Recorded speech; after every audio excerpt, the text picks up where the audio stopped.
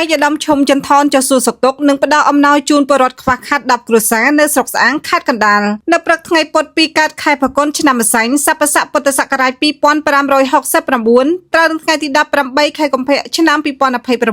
ឯកឧត្តមឈុំចន្ទថនជាប្រធានក្រុមការងារចុះជួយកសាងពង្រីកសមាជិកគណៈបកប្រជាជនកម្ពុជានៅតាមមូលដ្ឋានខេត្តនានាបានចុះសួរសុខទុក្ខប្រជាពលរដ្ឋដែលមានជីវភាពខ្វះខាតចំនួន10គ្រួសារនៅភូមិ7ឃុំត្រៃស្លាស្រុកស្អាងខេត្តកណ្ដាលអមដំណើរដោយលោកដុលចន្ទាជាអនុប្រធានក្រុមការងារនិងលោកឌៀបចិនលោកសិនចនីលោកនីចន្ទាសមាជិកក្រុមការងារនិងដែលមានការចូលរួមពីសំណាក់អាជ្ញាធរមូលដ្ឋានដូចជាលោកអិនម៉ាក់សមាជិកក្រុមប្រឹក្សាឃុំតំណាងឲ្យលោកមេឃុំនិងលោកងាំងឹមម៉ែភូមិលេខ7ផងដែរនៅក្នុងការចុះសួរសុខទុក្ខនោះឯកឧត្តមឈុំចន្ទថនក៏បាននាំពាក្យពេចន៍ផ្ដាំផ្ញើសួរសុខទុក្ខរបស់សម្ដេចអគ្គមហាសេនាធិបតីតេជោហ៊ុនសែនប្រធានគណៈបកប្រជាជនកម្ពុជានិងបាននាំយកអំណោយដ៏ថ្លៃថ្លារបស់សម្ដេចអគ្គមហាសេនាបតីតេជោហ៊ុនសែនប្រធានគណៈបកប្រជាជនកម្ពុជាតាមរយៈឯកឧត្តមគួយចម្រើនសមាជិកគណៈកម្មការធិការកណ្ដាលនិងជាប្រធានគណៈកម្មការធិការគណៈបកខេត្តកណ្ដាលនៅក្នុងការផ្ដល់ជូនអំណោយនោះ